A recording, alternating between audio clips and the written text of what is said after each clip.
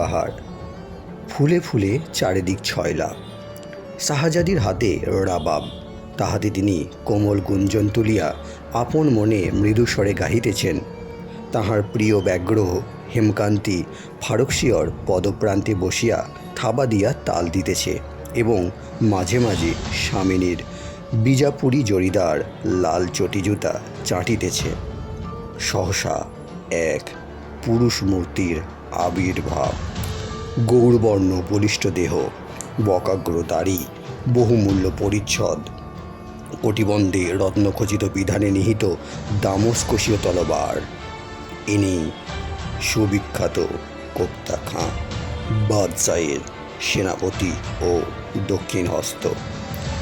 জবরুন্নিসা চমকিত হইয়া বলিলেন, এ কি কোপ্তা খাঁ, তুমি এখানে? সেনাপতি কহিলেন, হাঁ সুন্দরী, আজ আমি একটা স্তনেস্ত করিতে চাই।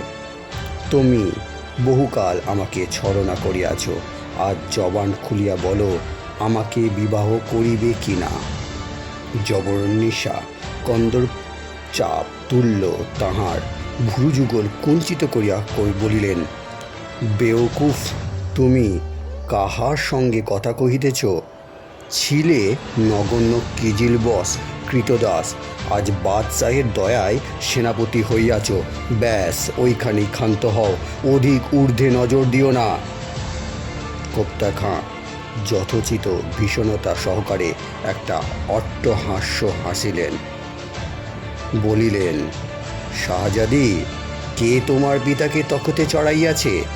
মার হাট্টার আক্রমণ কে বারবার রোধ করিয়াছে? কাহার অনুগ্রহে তোমার এই ভোগৈশ্বর্য, এই হীরা জহরত, এই লীলা উদ্যান, এই হাজার বুলবুল মুখরিত বুস্তা?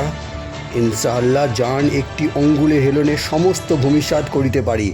আজ হিন্দুস্তানের প্রকৃত মালিক কে? তোমার অক্ষম পিতা, না এই মহাবীর রুস্তম ই হিন্দ কোপ্তা খাঁ ফতে জং? জবরুন্নিসা বলিলেন, কুর্তার গর্দানে লোম গজালেই সে সিংহ হয় না। সেনাপতি কহিলেন, বিসমিল্লাহ, এই কথা আর কেহ বলিলে এই মুহূর্তে তাহাকে কোতল করিতাম, কিন্তু তুমি আমার দিল গ্রেপ্তার করিয়াছ। এবার কার মতো মাপ করিলাম, যাহা হোক, এখনও বলো, তুমি আমার হৃদয়েশ্বরী হইবে কি না বলো। জবরুন্নিসা মধুর হাস্য করিয়া বলিলেন, তুমি কি কবি হাফেজের সেই বয়েটটি জানো না? কুকুর বারবার ঘেউ ঘেউ করে, কিন্তু সিংহী একবারই গর্জায়। ইহার পর কোনো পুরুষই স্থির থাকিতে পারে না, বিশেষত সেই দারুণ মুঘল যুগে। কোপ্তা খাঁ হুঙ্কার করিয়া কহিলেন, শাহজাদি, তবে আল্লাহর নাম স্মরণ করিয়া মৃত্যুর জন্য প্রস্তুত হও। কোষ হইতে সড়াক করিয়া অসি নির্গত হইল। কোপ্তা খাঁ, তুমি আমাকে নিতান্তই হাসাইলে। এই বলিয়া শাহজাদি অন্যমনস্কভাবে গুনগুন করিয়া গাহিতে লাগিলেন, চল চল চম্বেলি বাঘ পর মেরা বাক্য খিলাউঙ্গি। অসহ্য কোপ্তা খাঁর নিষ্ঠুর হস্তে তলবার ঝলকিয়া উঠিল। সহসা শূন্যে যেন সৌদামিনী খেলিল। একটি হিল্লোলিত কাঞ্চনকায়া নিমেষের তরে উৎক্ষেপিত হইয়া আবার ভূপতলে পড়িল। একটু অস্ফুষ্ট আর্তনাদ, একটু ছটফটানি, তাহার পর সব শেষ। সন্ধ্যার অন্ধকার ঘনীভূত হইতেছে।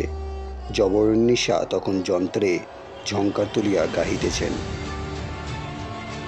আয়সে বেদরদিকে পালে পড়ি হোঁ। তাহার পোষা বাঘটি ভোজন সমাপ্ত করিয়া পরম তৃপ্তির সহিত শৃঙ্খনি পরিলেহন করিতেছে। তার বায়ে কোপ্তা খাঁর পাগড়ি, ডাহিনে ছিন্ন ইজার, কাবা, জব্বা, আর সম্মুখে কিঞ্চিত আর। তাহলে পাঠকগণ, গল্পটি কেমন লাগলো কমেন্ট করে জানাবেন।